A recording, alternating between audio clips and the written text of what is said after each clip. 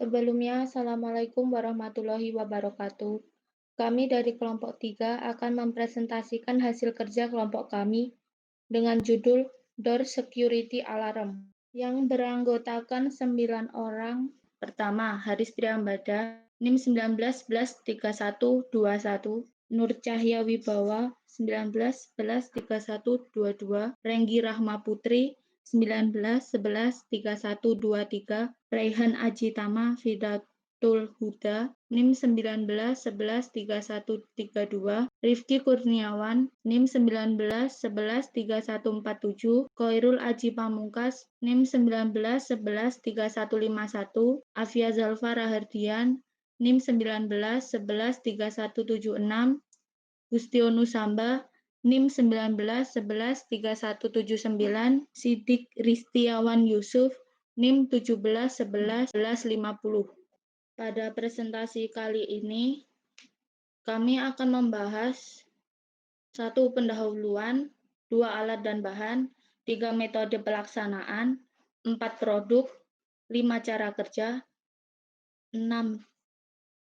Think spec, 7. Anggaran biaya. Pendahuluan, latar belakang, dan tujuan. Keamanan suatu tempat serta privasi merupakan aspek yang sangat diperlukan dalam hidup kita.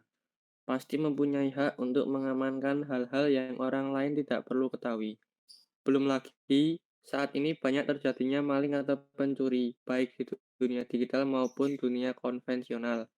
Hal tersebut terjadi karena kurangnya suatu sistem keamanan. Mungkin dari sumber daya manusianya atau mungkin dari alat yang dipergunakan. Melihat masalah di atas, kami berinisiatif membuat proyek berbasis IoT, yaitu Door Security Alarm. Proyek ini merupakan alarm pintu yang dipasang di rumah-rumah yang memiliki tingkat privasi tinggi maupun perusahaan, baik perusahaan kecil maupun besar. Hal ini untuk mengurangi segala hal-hal yang tidak diinginkan. Adapun tujuan dalam pembuatan proyek ini yaitu pernah memberi keamanan lebih kepada manusia karena integrasi dengan Google Assistant dan juga email. Kedua, lebih efisien dan praktis karena tidak membutuhkan tenaga kerja lebih dalam menjaga suatu rumah atau perusahaan kita. Selanjutnya alat dan bahan. Alat bahan yang pertama adalah 1. Wemos D1R1, kedua hall effect, ketiga LED, keempat buzzer, kelima breadboard, yang keenam resistor, ketujuh kabel jumper, dan yang kedelapan adalah magnet. Yang selanjutnya metode pelaksanaan. Dimulai dari lalu ada ide door security alarm, selanjutnya studi literatur atau tinjauan pustaka. Untuk selanjutnya yaitu alat.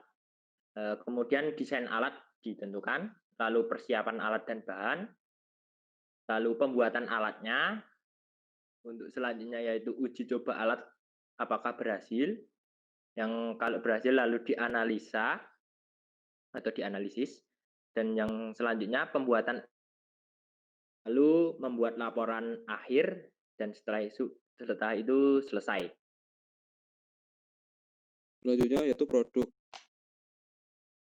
Hasil jadi produk. Di sini rangkaian sudah kami rangkai, kami pasang di samping pintu atau gawang pintu yang nantinya jika pintu terbuka akan ada sinyal bunyi dari buzzer. Tandanya ada orang yang masuk. Kemudian ada cara kerja dari alat yang kami buat ini. Assalamualaikum warahmatullahi wabarakatuh. Di sini saya akan mempraktekkan cara kerja dari produk yang sudah kami buat, yaitu Door Security Alarm. Ini adalah kondisi di mana produk kita ini dalam kondisi diam, buzzernya tidak berbunyi, dan juga hal efek di sini menempel atau mendekat pada magnet yang sudah tertempel di pintu. Di sini kondisinya LED mati, dan ketika kita membuka pintu, maka LED-nya akan menyala dan buzzernya akan berbunyi. Kita tutup lagi pintunya,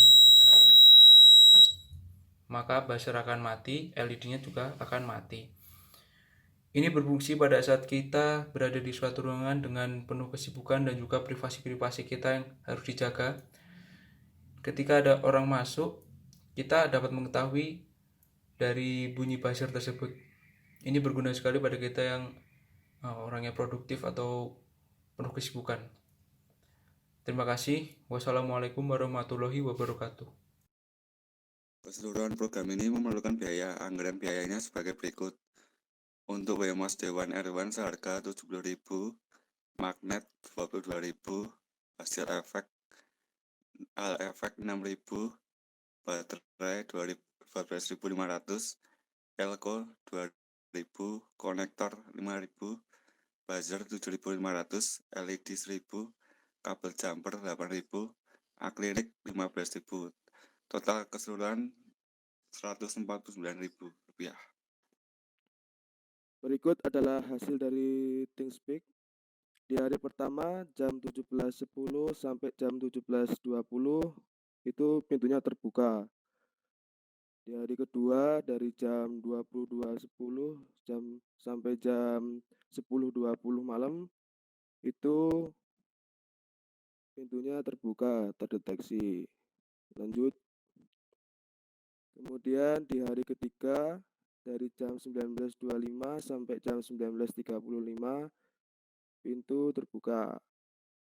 Di hari yang keempat dari jam 21.15 sampai jam 21.30 pintu terbuka.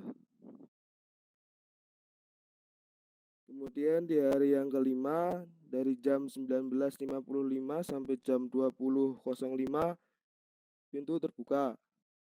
Kemudian dari hari ke-6 jam 10.30 sampai jam 11.30 pintu terbuka.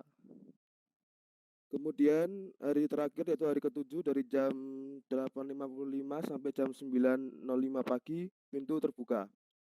Kemudian kesimpulan dari proyek ini, dari proses pengumpulan data selama 7 hari didapatkan hasil sensor sering bekerja pukul 8 pagi sampai 9:05, kemudian jam 17:10 sore sampai jam 17.20, kemudian jam 19.25 malam sampai jam 20:05. Dan pintu tertutup pada pukul 10.30 pagi sampai jam 11.30 pagi. Sekian presentasi dari kelompok kami. Ada kurang lebihnya mohon maaf. Wassalamualaikum warahmatullahi wabarakatuh.